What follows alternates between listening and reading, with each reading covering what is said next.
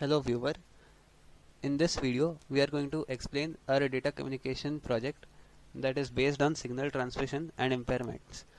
The project is made by four contributors: Abhishek Tangod, Manoj, Akash Hegde and Archit Latkar. In this project we are going to explore and write codes for various aspects of signal transmission and impairments, which include transmission impairment, that is attenuation, distortion and noise. Next, data rate limits will be calculated using Nyquist formula for noiseless channels and Shannon capacity for noisy channels. And after that we'll be seeing the performance parameters, that is bandwidth, throughput and latency. These functions will be implemented in a code using C++ language. Hello everyone, this is Manoj. Today I'll be talking about attenuation, distortion and noises. So attenuation means a loss of energy which occurs when overcoming the resistance of the medium. So attenuation can be calculated in terms of either voltage or power. So distortion means that the signal changes its form or shape in the transmitting medium or in the process of transmission. So noise is just undesirable signals added between the sender and the receiver. It may corrupt the signal. So in this code we will calculate SNR value and both SNR and SNR dB value. So we'll go to the code. So here I'm asking for P1 and P2 for attenuation, for calculating the value of attenuation. So it is just a basic C++ program. So it is a class file, demo file, in which I have written the public functions, that is which returns the bulb value. So basically attenuation is calculated in terms of decibels, right? So if the if the value is negative, then it is attenuation, otherwise it is amplification. So we will have to check if dB is less than 0. If it is negative, then only then it is attenuation, otherwise it is amplification. So after the attenuation part, we'll go to the SNR and SNR dB part, so where we will input the two values, that is the signal power and the noise power. So we will calculate SNR and SNR dB for this. And the third and last part is distortion. So as there is no basic formula, the prescribed formula to calculate distortion, because it varies from one part to other part. So I'm calculating the SNDR for the distortion, which inputs the signal power, noise power and the distortion level. So it outputs the SNDR. The formula is given here. So 10 times log base 10 to the log base 10 of S plus N plus D, that is the total combined power of signal, noise and distortion, to the combined power of noise and distortion. So this is a C++ program, the calculating attenuation level or amplification level, and SNR and SNR dB and the SNDR for distortion. Thank you. Hi, my name is Abhishek Tangod. I am from CSEA section. My program is to calculate bandwidth based on either Nyquist or Shannon and latency and throughput. So I created a menu-like structure where for each input we'll have a function called bandwidth, latency and throughput. So going through each function one by one, calculation of bandwidth. We calculate bandwidth based on either the channel is noiseless or noisy using Nyquist bitrate and channel capacity. The theory behind these formulas of Nyquist bitrate and channel capacity has been explained by my friends. So I take the formula where bitrate is in bits per second, bandwidth is in hertz, and number of levels. I'll modify the formula to get bandwidth of this noiseless channel. Then for noisy channel, I'll use this formula of Shannon's capacity, where capacity is in bits per second, bandwidth is in hertz, and SNR is signal to noise ratio. I'll modify this formula to get bandwidth of this noisy channel. So we'll go through an output of this function. I'll compile my program by pressing F8, which is default of my PC settings. Then I'll go through once the program is compiled, I'll go through the output. Uh, calculating bandwidth of the channel.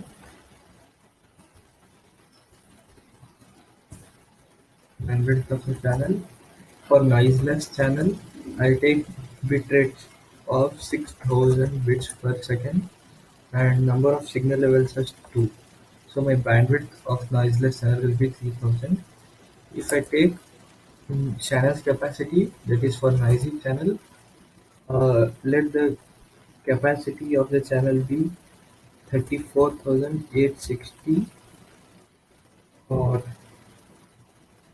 860 bits per second, and signal to noise ratio be 3162. So bandwidth of the noisy channel will be 2998 Hz. Next, we go to the latency.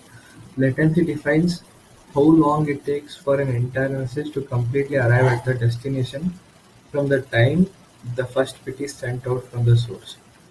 So total latency will be sum of propagation time, transmission time, queuing time, and processing delay. First, we'll take the input, that is the distance.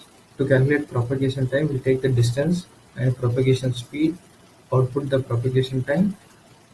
For transmission time, we'll take the message size and bandwidth of the channel, output the transmission time. We'll take the queuing time and processing delay, since it depends on the network, and we'll output the total latency, that is the sum of all.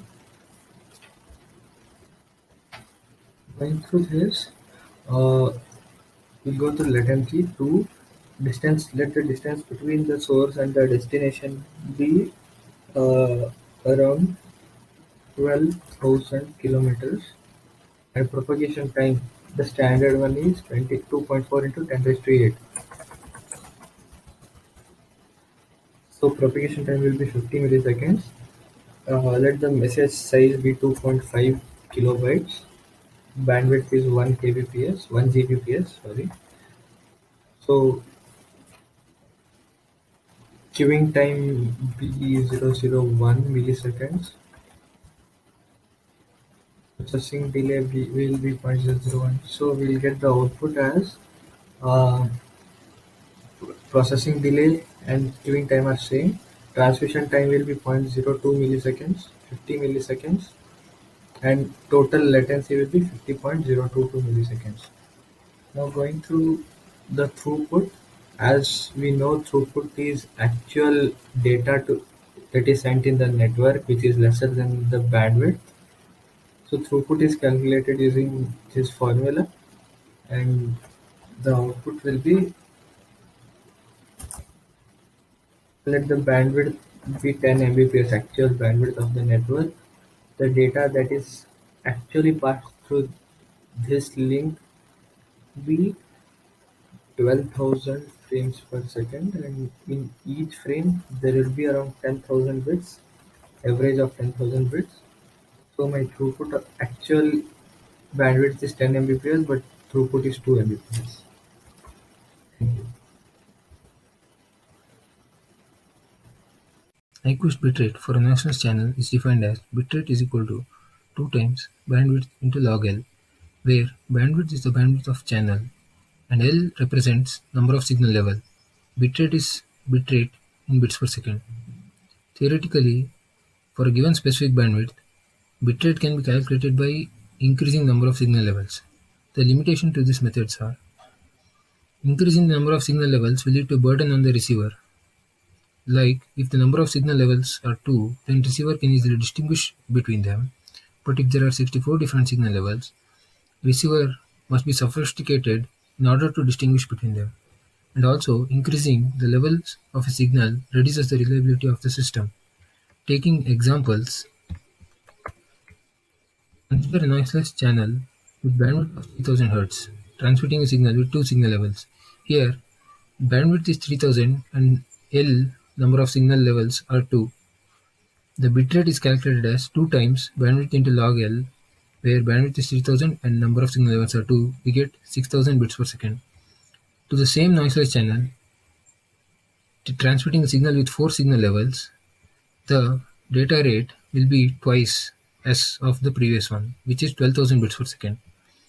On implementing this, to calculate bandwidth, I have taken number of signal levels and data rate from the user. Using the formula, bandwidth is equal to bitrate divided by 2 times log L. I have calculated the bandwidth. Now on implementing this, to calculate bandwidth of each channel, we take the bitrate as 6000 bits per second, number of signal levels as 2, get the bandwidth of noiseless channel as 3000 Hz. And if we take the bitrate as 12,000 bits per second and number of signal levels as 4, we get bandwidth as same as in the example. Hello, my name is Archit. In our project, I have done the part related to the Shannon's capacity calculation. So let's look at the theory first. So Shannon's capacity is the formula used to calculate the capacity of a channel when the channel is noisy. In the other function, using Nyquist formula, it is calculated when the channel is noiseless, but here the channel is noisy, and the capacity is calculated by two parameters, namely the bandwidth and the signal to noise ratio. Here the formula is bandwidth into log of 1 plus SNR taken to the base 2. As an example, we can see here that the bandwidth is 3 kilohertz and the signal to noise ratio is 3162, and we substitute them in the formula, and so bandwidth goes here and the SNR goes here, and we get the capacity as 34.86 kilobytes per second. So enough theory, let's get to the code. So this code has been written in C++, and here's the function to calculate the capacity. Before that, I have included the important header files like iostream and vets std C++. Apart from that, I have included a cmath so that I can use the log base 2 function. So I'll first declare all three variables that we need, that is SNR, bandwidth and the capacity, as double.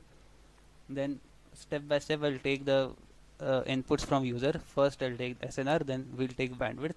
We'll calculate capacity using the formula. Log2 is the function that takes the logarithm of the given value to the base 2.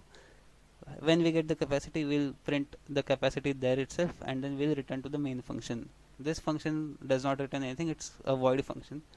So yeah, now let's test this out. I have a small main function here, and to test this out, let's check. So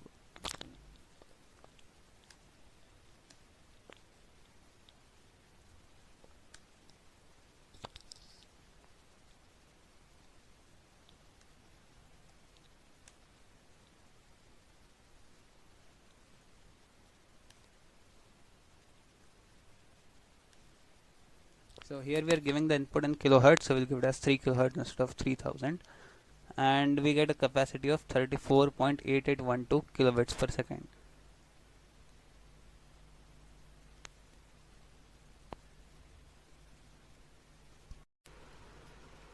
Okay, so now let's come to the last part of this project, that is the main function.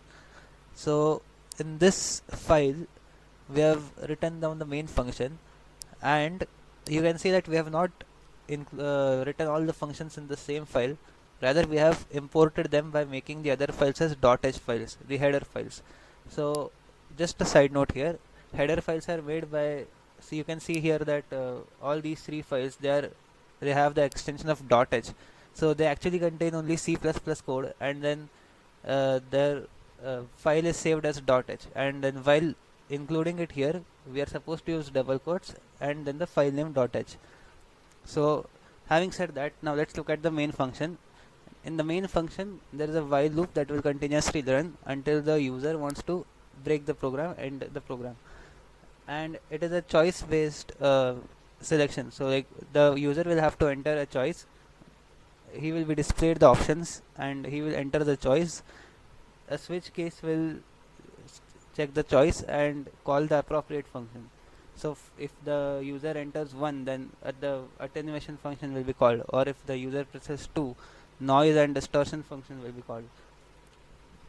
And this is a pretty much simple function, and to break out of it, the user will press 8, and the program will print ending program, and it will exit the program.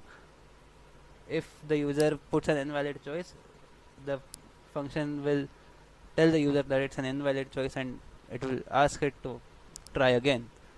So that's it.